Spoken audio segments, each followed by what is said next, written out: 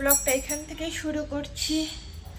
যতটা পারবো শেয়ার করব, তোমাদেরকে একটা ভিউ দেখো। এখন ব্রেকফাস্ট করতে চলে এসেছি। ব্রেকফাস্টে ছিল জ্যাম বাটার আর ব্রেড বাটার, ছোলা বাটোরা, সুজির একটা কোনো আইটেম, ডিম সেদ্ধ, চা, কফি, যে যেটা নেবে। আমরা বেরিয়ে গেছি গাড়িতে, তো যাওয়া যাক, চলো।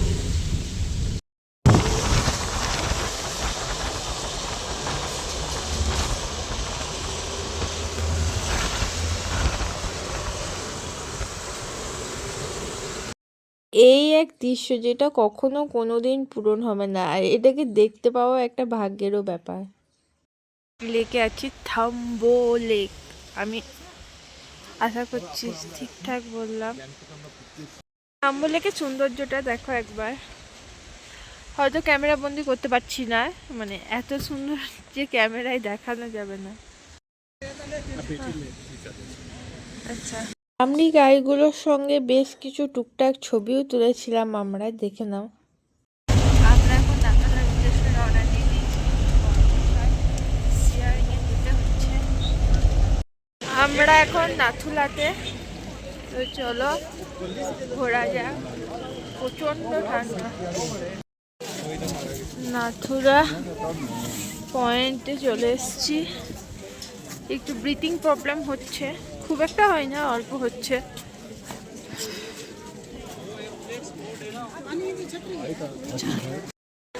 এ দেখো এখানে চায়না বর্ডার।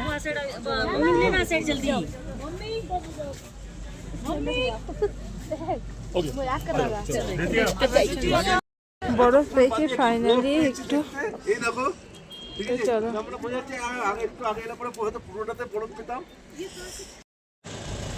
এখানে মেন সমস্যা গাড়ি খোঁজার আর মানুষ খোঁজার, বরকেই খুঁজে পাচ্ছি না আমি। তো দেখি, একদম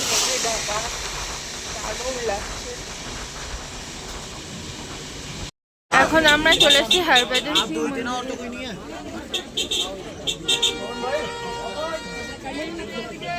বাবা মন্দির কেন স্থাপন করা হয়েছে চলো তোমাদের সঙ্গে শেয়ার করি। বাবা পুরো নাম হচ্ছে হরভজন সিং। আমি বাপির মুখে যেটুকু শুনেছি সেটুকু শেয়ার করব। তিনি ছিলেন একজন পাঞ্জাব রেজিমেন্টের আন্ডারে।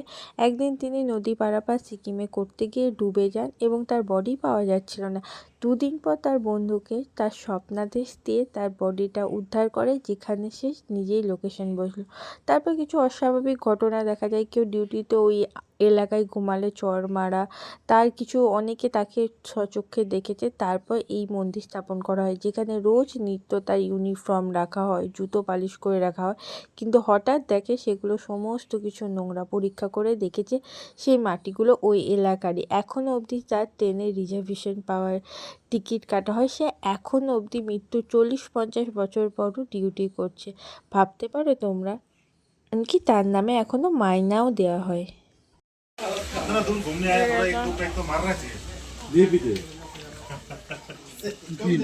খেতে পাইনি তাই এখানে বসে গেছি। মটরশুঁটির পরোটা, চিজ স্যান্ডউইচ আর সস নিয়ে, চলো খাওয়া যাক। আজকে আবারও চলে এসেছি এমজি মার্কেটের উদ্দেশ্যে। বাড়ি থেকে এমজি মার্কেটটা কাছে, সরি বাড়ি নয়, হোটেল থেকে, তাই রোজ রোজ আসছি। আগের দিন যে ছাতাগুলো কিনেছিলাম সকলে ভীষণ ভালো লেগেছে, তার জন্য আবার সকলের জন্য একটা করে ছাতা কিনে নিয়েছিলাম এমজি মার্কেট থেকে। কিউট তাই না? চলো, এমজি মার্কেট গ্যাংটকে, আর আমাদের হচ্ছে ধর্মতলা বা এসপ্ল্যানেড যেটাকে বলে। এখানে আইসক্রিম খাবো আমরা। আমাদের এইখানে এসে মুড়ির দর্শন পেলাম, দেখেই মনটা ভালো হয়ে গেল। ডিনার করতে করতে ভিডিওটা শেষ করছি। আজকে ভিডিও ভালো লাগলে লাইক কমেন্ট শেয়ার করতে ভুলো না, আর এরকম ভিডিও দেখার জন্য অবশ্যই চ্যানেলটাকে সাবস্ক্রাইব করে দিও। ততক্ষণের জন্য টাটা।